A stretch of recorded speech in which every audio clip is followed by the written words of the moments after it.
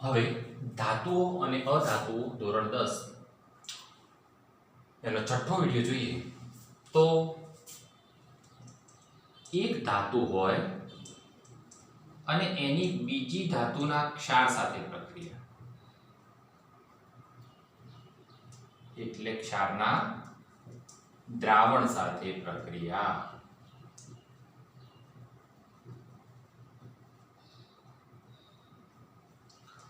મિત્રો થોડીક વાત હું તમને કરવા માંગુ છું કે આપણે સક્રિયતા શ્રેણી જોઈ, એટલે એના માટે શબ્દ વપરાય છે સક્રિય, બરોબર છે. તો સક્રિયતા શ્રેણી જે જોઈ એના માટે શબ્દ આવે છે પ્રતિક્રિયાત્મકતા.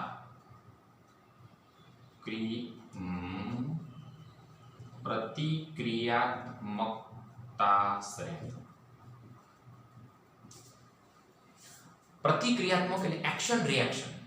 માની લો કે તમે કીધું કે ભાઈ ધાતુની એસિડ સાથે પ્રક્રિયા કરી, ધાતુની પાણી સાથે પ્રક્રિયા કરી, ધાતુની ઓક્સિજન સાથેની પ્રક્રિયા કરી, પણ બધી જ ધાતુઓ એ બધા જ સાથે ઓક્સિજન સાથે, પાણી સાથે, એસિડ સાથે પ્રક્રિયા નતા કરતા.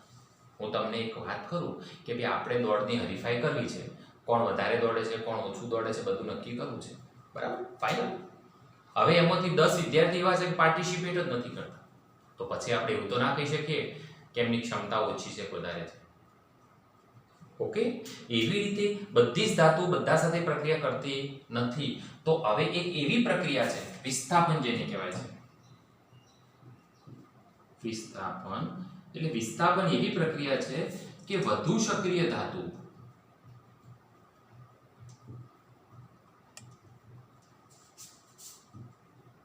ઓછી સક્રિય ધાતુના દ્રાવણમાંથી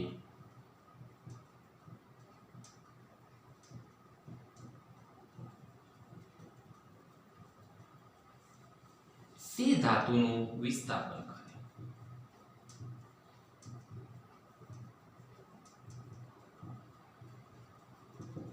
આના વિસ્થાપનથી સક્રિયતા શ્રેણી આપણને જાણી શકાય છે, બરોબર. દાખલા તરીકે આપણી શાળામાં ખાલી ટાઈમ પાસ વાત છે ભાઈ, ઘણા વિડીયો વર્કમાં બધું લક્ષી પાછા 3 વિદ્યાર્થી બેઠા છે.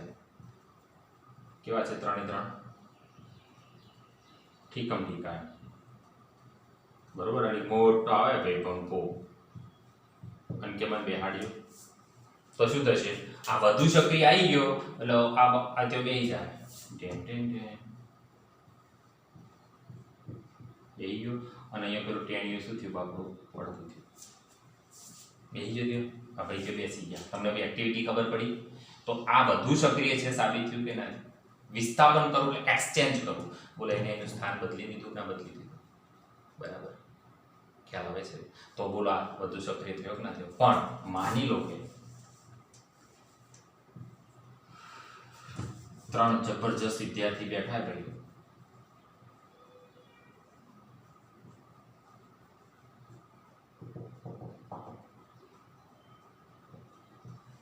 અને કુક લકડી આવે કે મને બેહવા દેજો, તો શું કહે પેલા? ઓ માય તને બેહાડો. એટલે આ કદી આની પર જગ્યા કરી શકશે નહીં, તો આ ઓછો સક્રિય, બરોબર. એટલે ખબર પડી ગઈ કે કોણ સક્રિય છે અને કોણ સક્રિય નથી. આ પ્રક્રિયા થશે જ નહીં. થાય તો વધુ સક્રિય, ના થાય તો ઓછો સક્રિય, બરાબર. આપણે 2 કસનળી લીધી, એમાં એક કસનળીમાં કોપર સલ્ફેટ મોરથુથરું નું દ્રાવણ કર્યું, જેનો રંગ કેવો છે ભાઈ? વાદળી. બીજી કસનળી લીધી, એમાં ફેરસ સલ્ફેટ, તો FeSO4, એનો રંગ કેવો છે? લીલો. બહુ શાંતિસર શીખો. હવે આની અંદર તમે શું નાખો છો? તો આની અંદર હું નાખું છું લોખંડની ખીલી.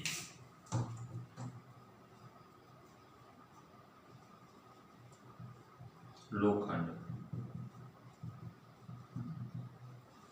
બરોબર. હવે આમાં FeSO4 છે એટલે આમાં હું નાખીશ તાંબુ અથવા તાંબાનો ટુકડો C, બરોબર. અને આને 2-3 દિવસ સુધી પડી, બરોબર.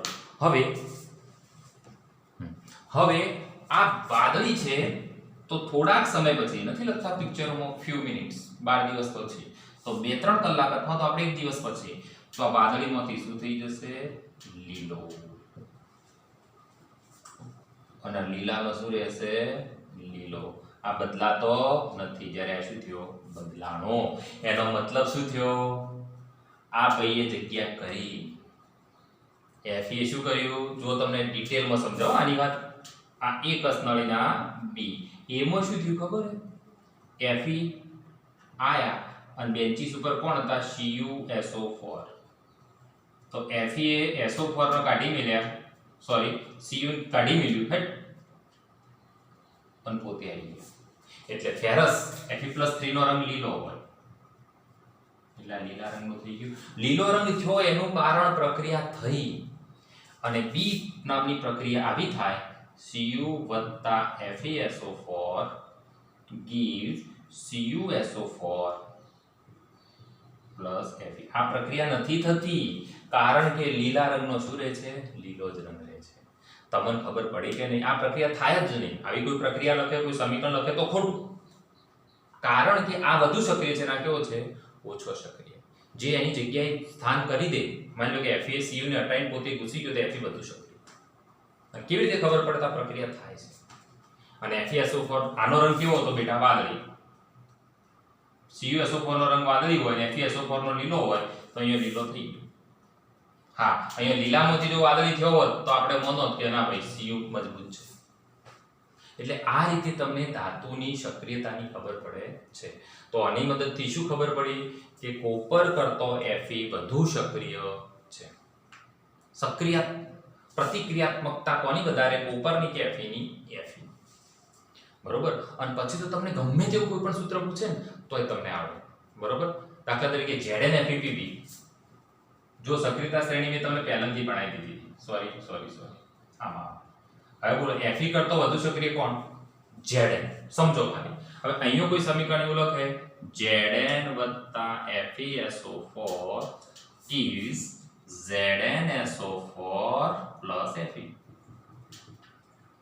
જો આ વાત તો તમે આ પાડશો કે ના હા ભાઈ કારણ કે Fe કરતો ઝીંક વધુ સક્રિય છે તો જગ્યા કરે હા પણ કોઈક જગ્યાએ ભૂલથી Pb લખે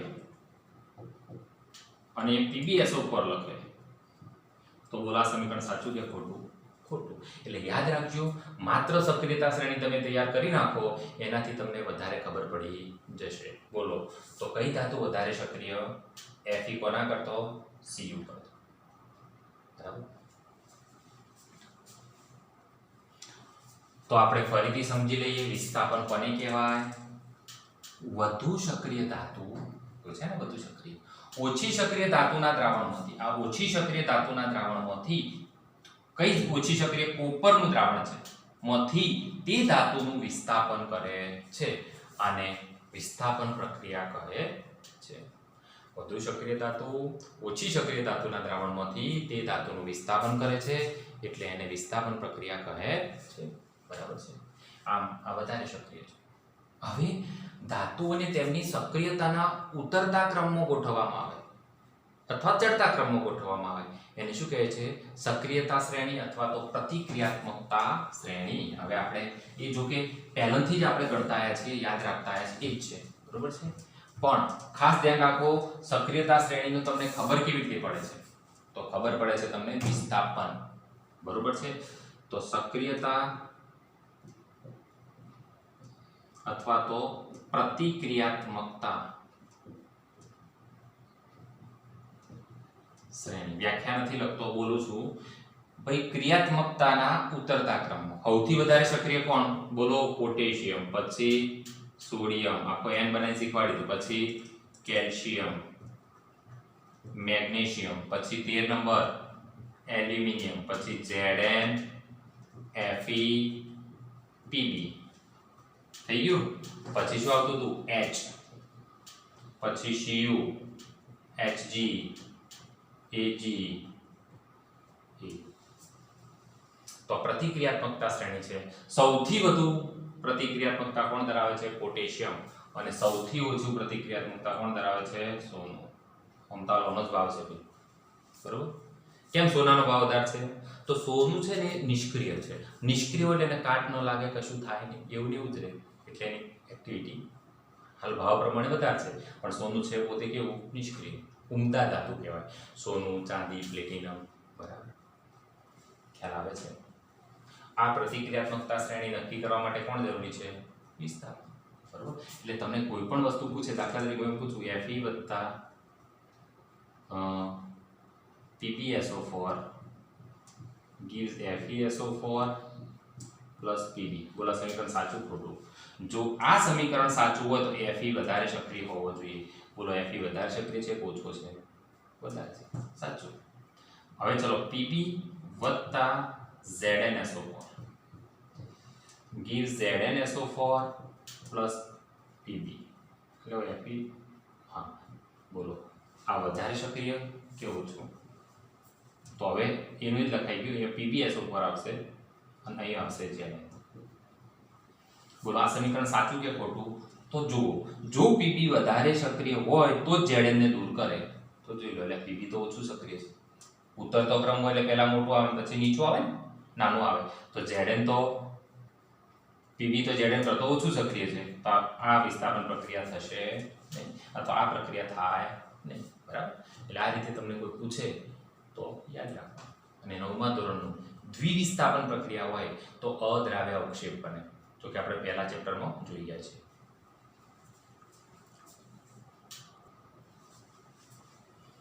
હવે જુઓ, એક પ્રશ્ન છે, આ કોઠો પહેલા સમજી લો. ઘણા કોઠો જોઈને કોક થાય. ભાઈ આપણી પાસે 4 દ્રાવણ છે, 1 2 3 4.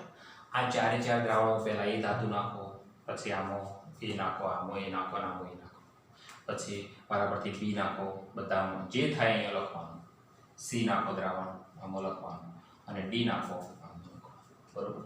તો હવે સૌથી વધુ સક્રિય કોણ એ નક્કી કરવું છે. બરોબર. માની લો કે આ બધા વીર યોદ્ધા છે, 1 2 3 4 સાથે લડાવો છો, તો સૌથી વધુ તાકાતવાળો કોણ? તો કેવી રીતે ખબર પડે? તો પહેલા આમાંથી તો નક્કી કરો કોણ વધારે છે. તો ચાકથી જુઓ, એટલે મેં સક્રિયતા શ્રેણી રાખી છે. બોલો Zn નો પહેલો નંબર આવશે. જો બધા Zn ની પાછળ છે, જુઓ જોઈ લો, છે Fe, સોરી આયર્ન સલ્ફેટ એટલે FeSO4. બીજા નંબરે Fe એટલે આનો નંબર 2. ચલો ત્રીજો નંબર કોનો આવડશે? Cu નો. અને સિલ્વર, ઓહો, એનો ચોથો નંબર. આટલી ખબર પડી. હવે આના જોડે વિસ્થાપન જે કરે એ સૌથી વધુ સક્રિય કહેવાય.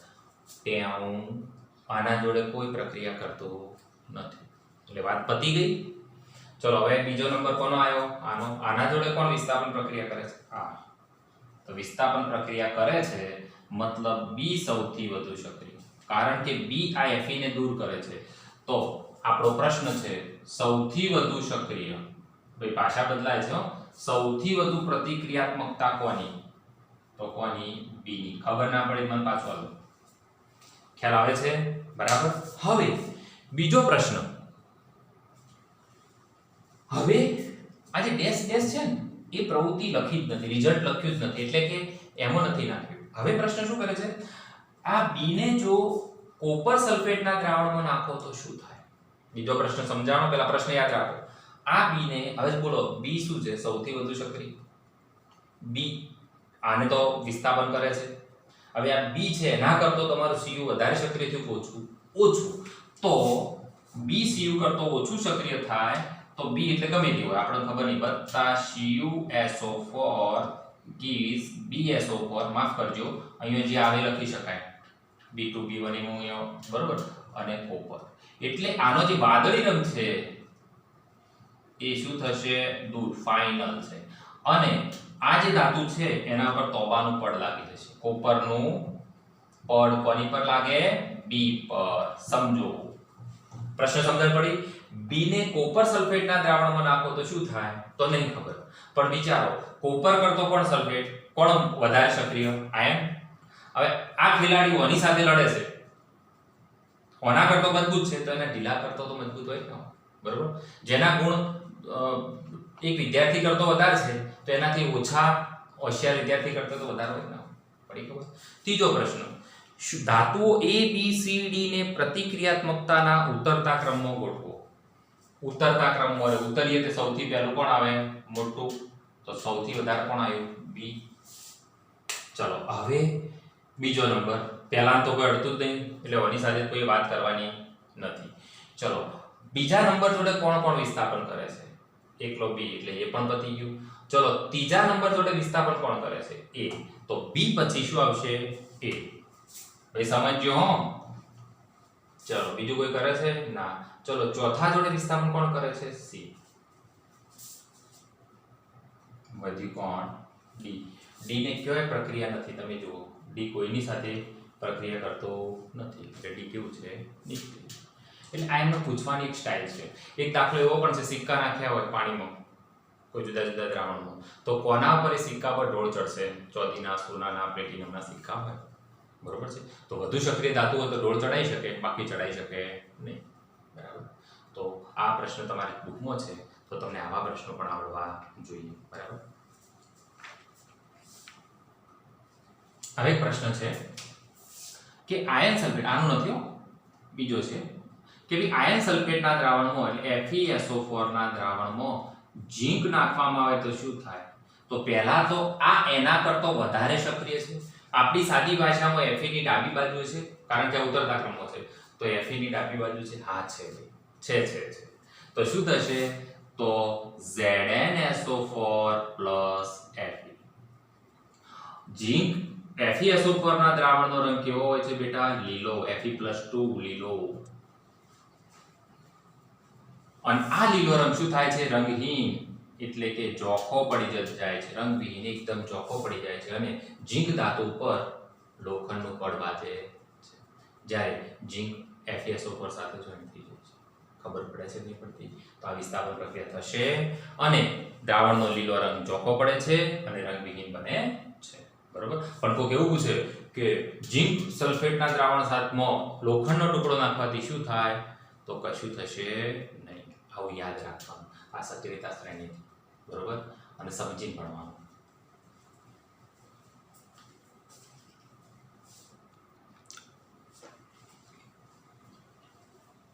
આપણે નિષ્ક્રિય વાયુઓ, ધાતુઓ, અધાતુઓ. ભાઈ નિષ્ક્રિય વાયુ એટલે અધાતુઓ જ કહેવાય. હવે એની ઇલેક્ટ્રોન રચના, હિલિયમનો પરમાણુ ક્રમાંક 2 છે, નિયોનનો 2 ને 8 10 છે એટલે મેં ડાયરેક્ટ ઇલેક્ટ્રોન રચના બતાવી છે. આર્ગોનનો 18 છે એટલે 2 8 8. આખું લિસ્ટ છે. Helium, neon, argon, krypton, radon, ઝેડોન, બરોબર. ધાતુઓની વાત કરીએ તો સોડિયમનો છે 281, પોટેશિયમનો 2881, તો સોડિયમનો પરમાણુ ક્રમાંક 11, પોટેશિયમનો 19, આનો સરવાળો કરી દેજો. મેગ્નેશિયમનો 12, એલ્યુમિનિયમનો 13, કેલ્શિયમનો 20. અધાતુઓ નાઇટ્રોજનનો 7, ઓક્સિજનનો 2 6, સલ્ફરનો 2 8 6, ક્લોરીનનો 2 7 એટલે ટોટલ 9, આનો ટોટલ સલ્ફરનો 16 અને ક્લોરીનનો 2 8 7. આ બધા જ ઉપર તમે જ્યારે નજર મારો અને તમારા મગજમાં ક્લિયર થાય પછી આપણે આ મુદ્દો સમજવાનો છે કે ધાતુઓ અને અધાતુઓ કેવી રીતે પ્રક્રિયા કરે છે. હંમેશા ધાતુ અને અધાતુ જ હોય, જોડકું એવું હોય, બરોબર. અને એ કેવી રીતે તત્વ અને સંયોજન બનાવે છે એને આપણે એકદમ ડિટેલમાં જોવા માંગીએ છીએ. તો તમે બરોબર સમજી લો, આનો પરમાણુ ક્રમાંક એક વખત યાદ કરી લો, પછી આપણે થોડી ઘણી વાતો કરીએ.